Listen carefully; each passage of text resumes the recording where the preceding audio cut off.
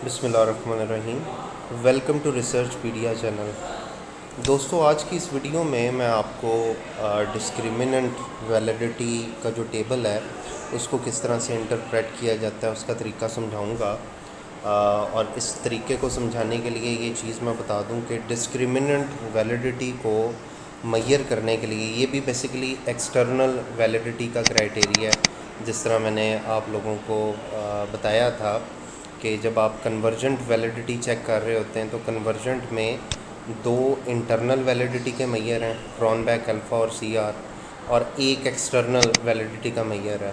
ठीक है, इसी तरह एक्सटर्नल वैलिडिटी में जो तीसरी चीज़ आ जाती है, क्योंकि इसकी शेप डिफरेंट है इसलिए इसका टेबल हम डिफरेंट बनाते हैं, तो इसको हम डिस्क्रिमिनेंट वैलिडिटी कहते हैं। मतलब ये प्योरली जो आपके कंस्ट्रक्ट्स होते हैं उनकी एक्सटर्नल रिलायबिलिटी या वैलिडिटी को टेस्ट करता है। बेसिकली इसके तीन मेथड हैं। पहला मेथड जो होता है उसको हम क्रॉस लोडिंग मेथड कहते हैं। ठीक है, वो किसी और वीडियो में किसी और दिन समझाऊंगा। दूसरा मेथड होता है जिसको आज मैं डिस्कस करना चाह रहा हूँ, वो फॉर्नल लार्कर क्राइटेरियन मेथड है। ठीक है, और तीसरा होता है HTMT रेशो का। ठीक है, ये तीन मेथड हैं। इसके जो ड्रॉबैक्स हैं, इसको फॉर्नल लार्कर क्राइटेरियन जो है वो मीट करता है, और फॉर्नल लार्कर क्राइटेरियन के जो ड्रॉबैक्स हैं उसको कवर HTMT रेशो करती है। तो आज मेरा फोकस बेसिकली ये है कि डिस्क्रिमिनेंट वैलिडिटी जो है जिसके ज़रिए हम किसी कंस्ट्रक्ट्स की एक्सटर्नल वैलिडिटी और रिलायबिलिटी को चेक करते हैं, तो वो फॉर्नल लार्कर क्राइटेरियन के ज़रिए कैसे टेस्ट होती है। अच्छा जी, फॉर्नल लार्कर जो क्राइटेरियन है ये बेस करता है आपकी AVE वैल्यू के स्क्वायर रूट के ऊपर।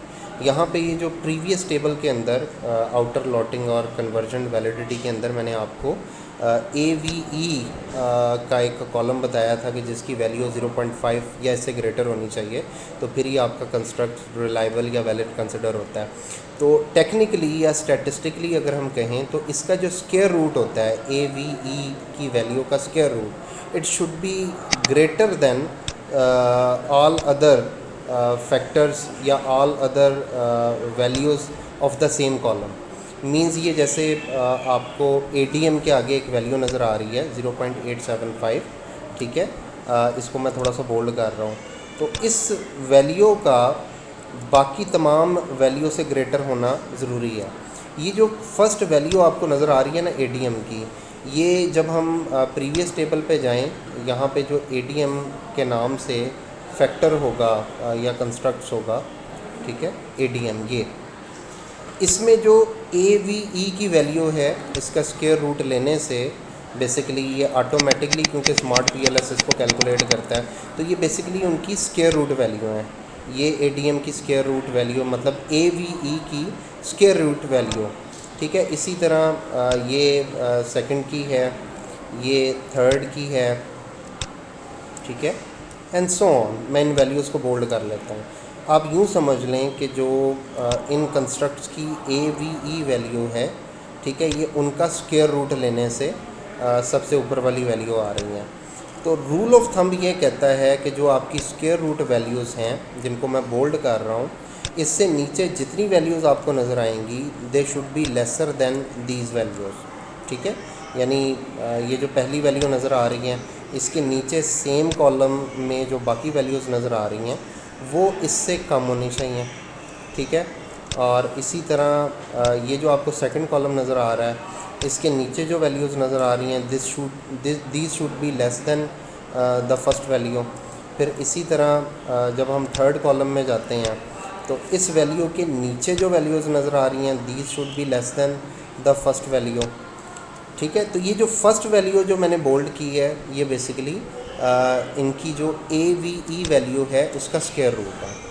तो रूल ऑफ थंब ये है कि ये वैल्यूज़ जो हैं ये ग्रेटर होनी चाहिए सिमिलर कॉलम में रहते हुए बाकी वैल्यूज़ के साथ। तो अब ये चीज़ हम कंफर्म कैसे करेंगे और इसको डिफ़ाइन कैसे करेंगे डिस्क्रिमिनेंट वैलिडिटी को।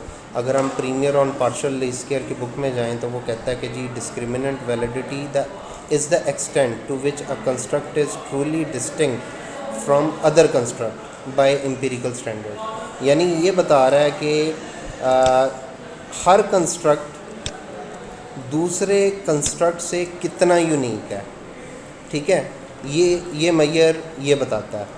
तो यहाँ पे हम लिख देते हैं जनाब विद रेफरेंस इसकी definition according to the argument and suggestions of, आगे इसका रेफरेंस कोट कर दें।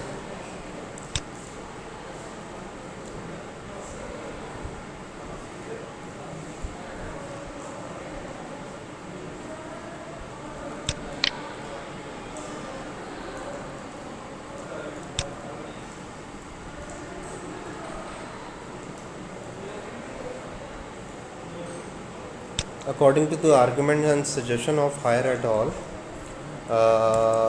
the discriminant validity of constructs ensure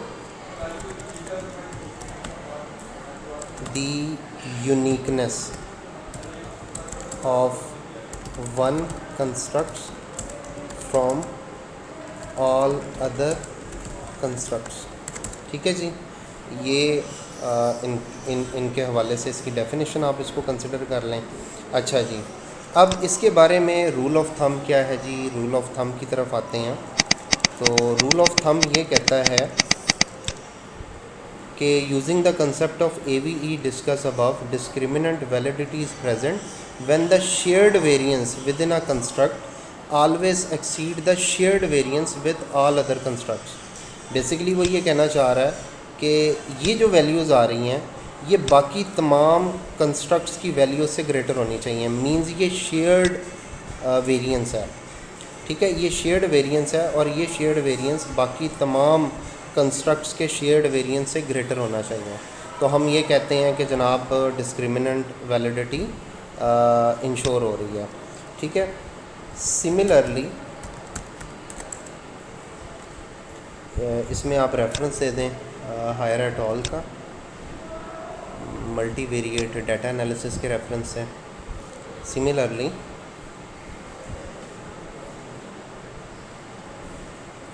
higher at all, ठीक है, और यहाँ पे इसकी साइटेशन को फिक्स करते हैं फर्स्ट ऑथर पे।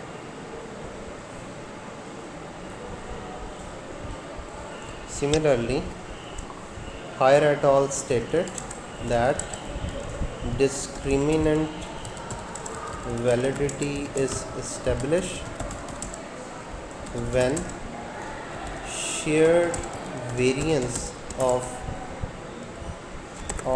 one construct is greater than the shared variance of all other constructs। ठीक है जी, अब अगर हम प्रीमियम और पार्शियल लीस्ट स्क्वायर उसमें जाएं तो वहाँ पे फर्दर क्या लिखा हुआ है, the square root of each construct AVE should be greater than its higher correlation with other construct. ठीक है, तो the rule of thumb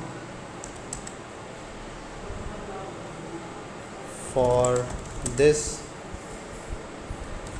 criterion is that the square root of AVE for each construct should be greater than the should be greater than highest correlation with other constructs, should be greater than the highest correlation values of other constructs। अब ये criteria इन दोनों books के अंदर है, तो हम इन दोनों का यहाँ पे रेफरेंस कोड कर देते हैं। ठीक है,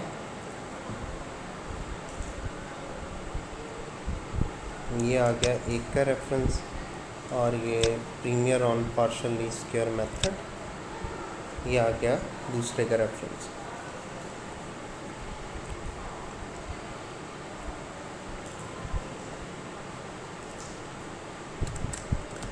Therefore, using the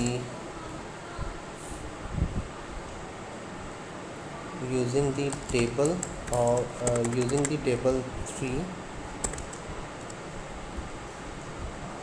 values of ये फॉर्नल लार्कर क्राइटेरिया, तो इसका भी रेफरेंस मेरे पास मौजूद है, इसको भी इंडिकेट कर देता हूँ।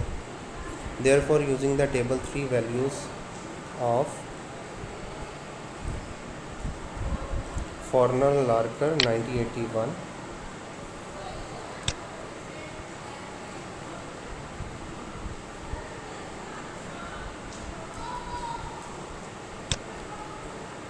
for each construct the discriminant validity is established in this study।